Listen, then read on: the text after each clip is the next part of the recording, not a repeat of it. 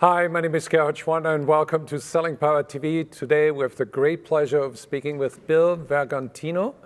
He is founder and CEO of ItaQuote. Well said, yes. And you're revolutionary because you are changing now CRM from where it was supposed to be to where it really needs to be. That gets me excited to hear you say that, Gerhard. That's exciting. So you mentioned in a previous conversation that CRM is like playing three-card Monty. Explain that. I mean, three-card Monty is you're trying to figure out where the information is, in a sense. You know, you have the mindset that you've invested in a CRM system, which is going to bring value to people within your company. And ultimately, you find that data is being shuffled all over the place. It can exist in many different areas for many different purposes. And ultimately, you get frustrated with the fact that you keep picking the card that is not the one you're seeking. Right. And you just begin to get a mindset of, I'm going to stop looking for the card because the data that I need to do my job is just not there. Or it's not accessible. Or I just can't find it if it is there. So when you talk about, revolutionary or evolutionary, our whole approach to CRM is at its heart around information and data and ensuring that the right information is captured and made available for not just the salesperson to move a cycle forward and acquire customers today, but you need to realize that the entire company needs to benefit from the awareness and information that's being gathered. See, the way I looked at it is that the information that a company gathers doing a sales cycle or doing a quarter, it's so huge and it's almost unfathomable. And most of the CRM solutions that are out there, they're not structured. And ItaQuote is a structured tool that allows you, and correct me if I'm wrong, to look at the information that you really need to get to the next step. So absolutely, and to the point where, I was blown away when I took a step. I've been in sales for almost 30 years. So I've been at, this is my sixth software startup company, and I've been everything from inside sales and field sales to VP of sales and CEO. So I'm aware of kind of the role I would like CRM to play. But ultimately, the challenge is getting an entire sales organization to not be overwhelmed in meetings and conversations like this with their prospects or their customers and capture the most compelling, valuable information that is not only going to help them with the deal, but it's going to be incredibly valuable to pass back to the rest of the company. And the challenge is not to get you or me to do it, but get us all to consistently capture the information, and in the same location in the CRM. Because if you gather the same information, which isn't happening today as I do, you're probably putting it in a spot that's different than me. Right. Which means if I'm trying to, as a head of marketing, a head of product management, a VP of sales, a sales manager or a CEO, trying to aggregate it and understand why are we winning, why are we losing, and where, forget about it. You're diving in the notes, you're looking at custom tabs and fields, and you're trying to map it all together. So not only is it overwhelming for the salesperson, Gerhard, it's overwhelming for the buyer. So the thought is, we want it to go from, hey, it's the paper Rolodex to its contact management software to its CRM. Well, we're now 25 years removed from CRM.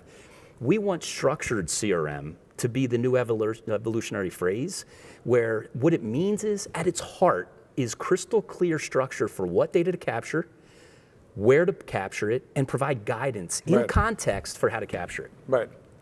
So you're almost talking about a classification system that organizes everything. It organizes. So here, when I say what I just did, many people say, well, CRM's already structured, Bill. What do you mean you're structured CRM? And my response is, it's structured from a demographic or descriptive perspective. Right. So, hey, where is this company located? What's their phone number? What industry are they in? Everything you can describe from the outside in. But when I start speaking to a company or a person at a company, I'm learning. So what we want to structure is the behavioral or the learned information. That's the magic. That is, I want to know what you're thinking. What motivates you? Why are you considering a solution? Who else are you looking at? Why are you excited about that alternative? What do you like about us? And oh, by the way, I want everyone on our sales team to gather that information, right? Because it's organizational selling. Now, are you a sports fan? Yeah. Okay. pick a sport, as long as it's a team sport, whether it be football or whether, Well, let's take football. American football, and it could be European and worldwide football. It doesn't matter in this case. But if you're looking at American football, I get disgusted, honestly, when I see somebody do a dance in the end zone after a touchdown and run away from their teammates and not celebrate with them, because immediately I go to, there's no way in the world you were going to score a touchdown if you didn't have people blocking for you, misdirecting the defense, right? So it's a team that scores a touchdown. Now, the same holds true with sales. When people hold sales accountable and either give them accolades or critique them, as if they're the only one that have a role in the selling of product. It makes me laugh. That salesperson needs to be good at what they do, just as the marketing message and the leads that generated need to be good, just as the product that's built needs to suit their target market, right? So what you're saying really is that a good CRM solution is like replicating the team structure. It's replicating a structure for what data the team needs. Right? So many roles or positions, if you will, have a thirst for getting access to the data that the sales team is learning. The sales team need to get the right data to close the deal, so the manager wants to know they are. But that same data, not different data, that same data, marketing is sitting outside the door waiting to hear the pipeline review and hoping to gather an understanding of what the sales team's seeing. Product management needs to prioritize the features. Now, as a CEO, who once was a salesperson and a VP of sales, I'm going, we have limited resources, people, right? We have one objective as a company, and this is who we are, and this is who we're going after. Now, we only have so much money and time and people to build the right product, market the right message, sell to the right audience, and compete, defeat the competition. I don't want you all doing things that are not in sync. It would be like having a football team of all pro athletes. All 11 come from they were all pro last year, they come from a different team, and you put them out there and you don't convey to them how we're going to speak to each other. What's the language going to be? What's the vernacular going to be? Well, Itaquad introduces structure that can be configured, but the structure is there and the CRM is built around it so that you all know what information is needed to acquire a customer today and what we need to learn to more effectively modify things to enable us to acquire a customer more effectively in the future. So that's for that structure. Right, and then you can have all the members of the organization look at the same playbook. Same playbook, without having to track down your best performers. Hey, Gerhard, how'd you close it? That's not efficient. And then with the structure there, so to us, I hear a lot of innovation in the market around CRM. A lot of people are going, hey, we created this cool feature or this. And I view them as features, and I use Band-Aid innovation as a phrase. Right, but I think that what you are doing is almost like what holistic medicine has done to medicine. It's a holistic approach. It's a holistic approach to realizing that it changes the way you go about life, right? But in an organization. And when we talk about organizational selling, we're not a consulting company, we're a product company. We're trying to not fix CRM. We're trying to evolve CRM and be the replacement for CRM, right? I think another way to explain that, correct me if I'm wrong, but when people add new features to an old structure, they make only incremental improvement. But you are staying away from fixing symptoms. You fix the system. Absolutely. It's so perfectly said. I mean, machine learning, artificial intelligence, beautiful dashboards.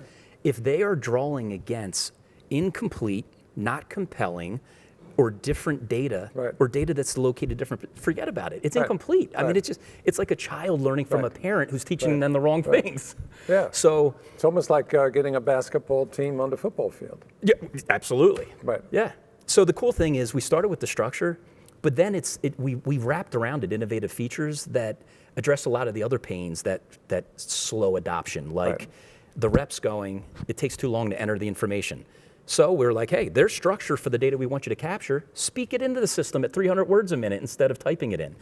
Or marketing goes, hey, I need access to the information that you guys are learning. Well, we created all these fast ways of consuming, not just the data, but the pieces that your role require. So you're marrying artificial intelligence together with human ingenuity and create a better performing sales force. It's exactly right. Now, I will say a lot of times when you convey why you're good for somebody, the best way to convey is where you're not good. Okay, so we're not for everyone, and I want to make it perfectly clear that Who you're not for. we are. If you're an organization where you do not have human interactions, where as a part of your sales process, you're speaking to people, you're meeting. If you don't have that, well, we're not for you. If everything's automated online, Right. you know, we want to be the CRM of choice for companies that have a sales team that speak to people, prospective customers and Right. customers, Right. and where the company goes, hey, not only do we want them to close more customers with what we have today, we want to learn what they're seeing and where we're winning and where we're losing so that we can make their life better tomorrow with better product, better messaging, and more effective lead generation. So if the company has a culture where they buy into the value being in the data, not just in the revenue, because Gerhard, salespeople can close deals by accident at times, right? But if they're gathering the right information and they're fundamentally sound, and the rest of the company can benefit from it, that's a cycle that can go on successfully where you're investing your resources in the most impactful way possible. So, Bill, where can people learn more about Itaquad? If they go to our website, Gerhard, www.itaquad.com, they can go to one of two places. Our software page would show them specific features and what the value of those features are, along with narrated videos, or they can go to the resources page where they can see a white paper that describes this structured CRM concept and what Itaquad's doing to hopefully become not only the innovator and leader in this, but the leader in this space that gets stronger and grows, and where other players try to introduce their own structured CRM. And I think you'll be glad to know that my conviction is that this is the beginning of a new revolution in the CM field. Thank you so much, Gerhard.